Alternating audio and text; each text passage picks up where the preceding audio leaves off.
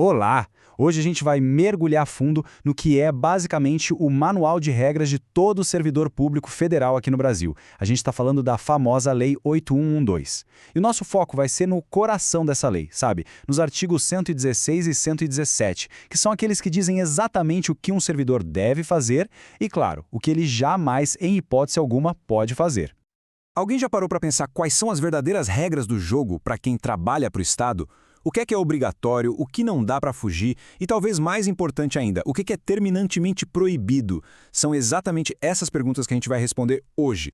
O nosso caminho aqui vai ser bem direto. Primeiro, vamos entender o que serve como uma bússola para o servidor. Depois, a gente entra na lista do que é obrigatório fazer, ou seja, os deveres.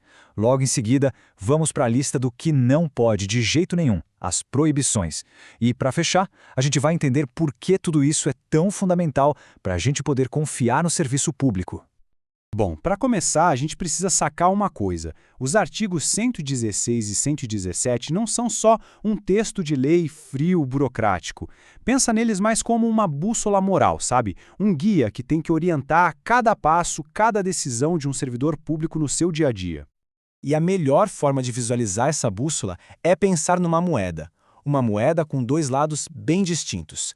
De um lado, você tem os deveres, tudo aquilo que o servidor é obrigado a fazer.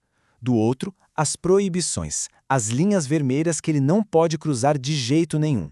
É exatamente nesse equilíbrio, nessa balança, que se constrói a integridade de todo o serviço público. Então, vamos começar pelo lado positivo da moeda, o que a lei realmente exige de um servidor. O artigo 116 dá para a gente uma lista bem clara de quais são essas responsabilidades e obrigações. Vamos dar uma olhada. O primeiro pilar desses deveres é o básico do profissionalismo. A lei fala em zelo e dedicação. O que isso quer dizer na prática? É trabalhar com cuidado, com empenho.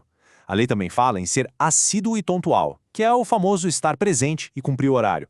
E um ponto fundamental, ter urbanidade, que nada mais é do que tratar todo mundo com respeito, com educação. É garantir que cada pessoa seja atendida com a dignidade que merece.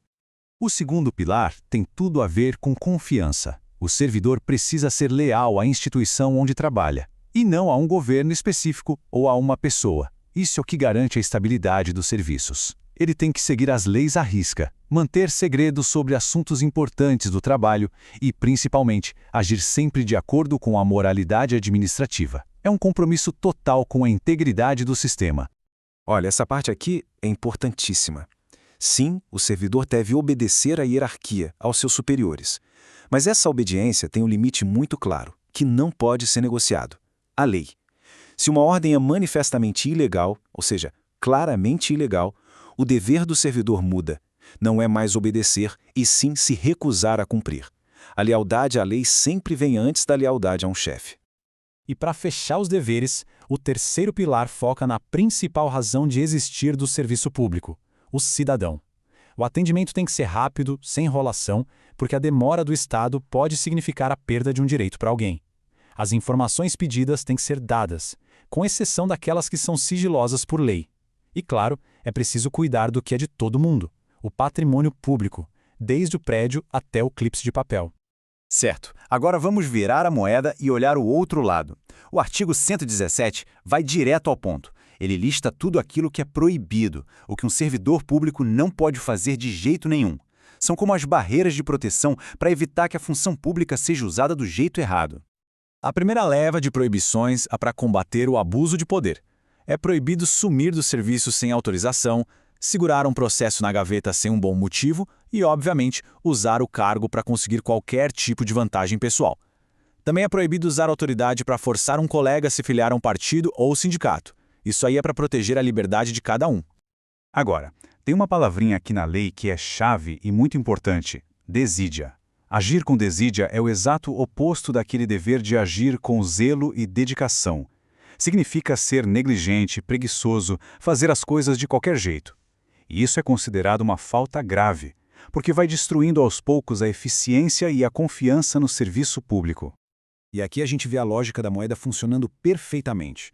O artigo 116 diz que o servidor tem o dever de conservar o patrimônio público. Aí vem o artigo 117 e, como um espelho, proíbe utilizar recursos da repartição em atividades particulares. Percebe como uma coisa se conecta diretamente com a outra para proteger o que é de todos nós? Essa parte do artigo 117 é, sem dúvida, o coração do combate à corrupção. É proibido receber qualquer tipo de vantagem que não seja devida, como propina, comissão ou até mesmo presentes. É proibido usar influência para ser intermediário de alguém, administrar uma empresa privada ou praticar agiotagem. O objetivo aqui é muito claro: garantir que o servidor seja totalmente imparcial. Então tá, depois de ver o que se pode, o que se deve, o que não se pode fazer, vem a grande pergunta. No fim das contas, por que tudo isso é tão importante assim? Vamos amarrar todas essas pontas? A grande sacada aqui é a seguinte: essas não são só regrinhas para funcionários públicos. Elas são, na verdade, a base, o alicerce de um contrato de confiança que existe entre o cidadão e o Estado. Cada vez que um servidor segue essas regras, ele está fortalecendo a nossa crença de que as instituições realmente funcionam para o bem de todo mundo. No final do dia, o grande objetivo desses dois artigos é garantir que cada ação da administração pública seja baseada na justiça, na eficiência e, acima de qualquer coisa, na integridade. É a garantia de que o poder que a gente dá ao Estado vai ser usado em benefício da sociedade inteira. E para a gente terminar, fica uma reflexão. A lei desenha o campo de jogo, estabelece as regras. Mas como é que esses princípios de dever e de integridade se aplicam no dia a dia, na prática? O que realmente significa ter um serviço público ético hoje em dia? A resposta para essa pergunta, no fundo, ajuda a definir a qualidade da nossa democracia. Vale a pena pensar nisso.